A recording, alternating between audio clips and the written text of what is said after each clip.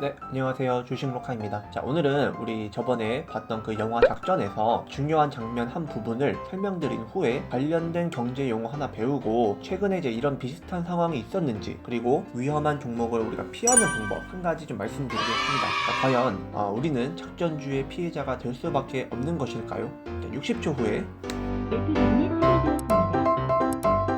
자, 중요한 장면은 바로 이 부분입니다. 자, 여기서 증권 브로커인 김무열이 이런 말을 해요. 모를 만큼 몰랐으니 끝을 봐야지 라고 하니까 옆에 외국 펀드 매니저인 브라이언 최가 Matching Transaction 이라고 합니다. 자, 무슨 뭐 트랜스포머도 아니고 대체 무슨 말일까요?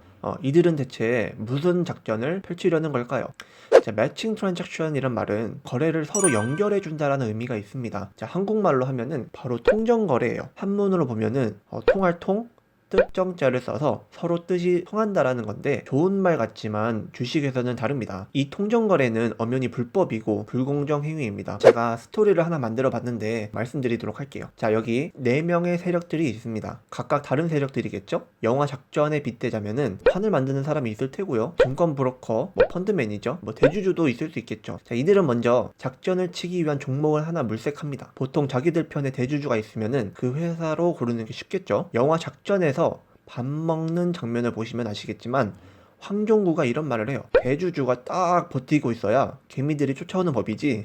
아무튼 자, 이런 말을 하는데, 자, 그러면은 로카라는 이제 회사가 있다고 칩시다. 자, 이 회사는 한 주당 10,000원짜리 회사예요. 예를 들어서 자, 이들은 작전을 하기 전 미리 조금씩 이 로카라는 회사의 물량을 꾸준히 어느 정도 매입을 합니다. 그러면 100만 주라고 이제 매입을 했다고 가정해 볼게요. 자신들이 원하는 시기가 왔을 때 바로 이제 통정 거래를 합니다. 자, 영화에서랑 다르게 저는 좀 커피를 가지고 설명을 해볼게요. 자, 여기 커피가 있습니다. 자, 세력들이 기존에 매입해 놓은 100만 주예요. 예를 들어서 자, 그러면은 처음에 A라는 세력이 100만 주를 가지고 있다가 B라는 세력한테 넘깁니다. 그러면 B라는 세력은 세력 C한테 같은 물량을 또 넘겨요. 그러면 세력 C는 세력 D한테 또 물량을 또 넘겨요. 같은 물량을. 그럼 이런 식으로 이제 반복하다 보면은 가지고 있는 물량은 동일한데 지표에 반영되는 거래량은 늘어나 있는 걸로 반영이 돼요. 이것이 바로 불법이고 이것이 바로 불공정이고 이러니까 이 개인 투자자분들이 힘들어하는 겁니다. 이것이 바로 통정거래예요. 자, 그러면 우리가 이런 불법 행위가 일어나는지는 알 수 없지만 사전에 미리 눈치채고 피할 수 있는 방법은 없을지 한번 알아보도록 하겠습니다. 제가 종목 하나를 들고 왔는데요. 바로 한류 AI 센터라는 종목입니다. 지금은 마이더스 A라고 바뀌었더라고요.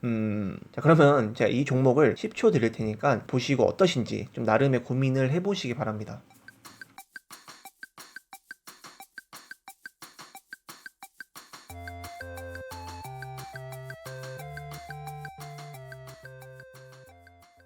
이런 생각을 하신 분도 계실 거예요. 차트 좋네라고 생각하시는 분도 계실 테고, 아니면 공부 좀 하신 분은 이평선이 정배열이네, 골든 크로스네, 무슨 일목균형표 어떻네, 이런 생각을 하신 분도 계실 테고, 또 어떤 분은 떡상 가지야라고 외치신 분도 계시겠죠. 자, 그러면 우리는 차트만 봐서도 안 되고 또 뉴스만 봐서도 안 됩니다. 우리가 결론적으로 도달해야 할 것은 이 주가의 흐름을 파악하기 위한 공부를 해야 되고 경험을 쌓으셔야 돼요. 자, 여기서 우리가 의심해 볼 만한 것이 뭐가 있냐면은 바로 공시예요. 관련 공시를 좀 보시면은 10월 8일날 사채 원리금 미지급 발생이란 공시가 떴었고 10월 11일날 유상증자 결정, 그 다음 호재도 아닙니다. 그리고 18일날 갑자기 주주총회 소집 결의 할 수 있겠죠. 그러더니 이제 11월 6일날 1,000만 주라는 거래량이 팡 터지면서 상승을 했죠. 갑자기? 자, 그리고 그 이후에 4일 연속 상한가를 갔습니다. 마치 짠 듯이 12일날 팍스넷 여기로 이제 피인수 가능성 부각으로 상승, 이런 관련 뉴스가 떴었다 하더라고요. 그러니까 이런 것들을 좀 이렇게 의심해 볼 만하죠. 그리고 우리가 두 번째로 의심해 볼 만한 거는 종목별 투자자예요. 한번 볼까요?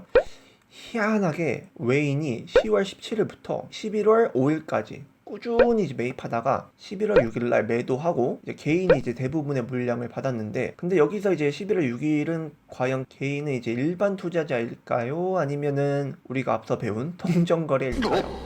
물론 근데 이런 것들을 알 수 없지만, 근데 또 이렇게 보니까 또 또 그렇게 보이죠. 이론적인 것도 이제 알아야 한다 생각합니다. 물론 근데 우리가 이런 것들을 알 수 없지만, 통정거래가 뭐 그런 거는 이런 게 이제 일어났다고는 알 수 없지만, 이 정도만 파악해도 굳이 이런 종목을 할 필요가 있을까라는 생각이 들지 않나요? 굳이 이런 종목 안 해도 수익 낼 수 있는 종목은 많거든요. 물론 작전주 아닌가라고 이제 생각을 하시고 영화 주인공처럼 이제 들어가신 이제 고수 중에 또 고수분도 계실 거라 생각을 해요. 저는 이제 쫄보여서 물론 못 들어갑니다. 근데 이제 그런 고수분들 제외하고 일반 개인 투자자분들은 과연 어디서 샀을까요?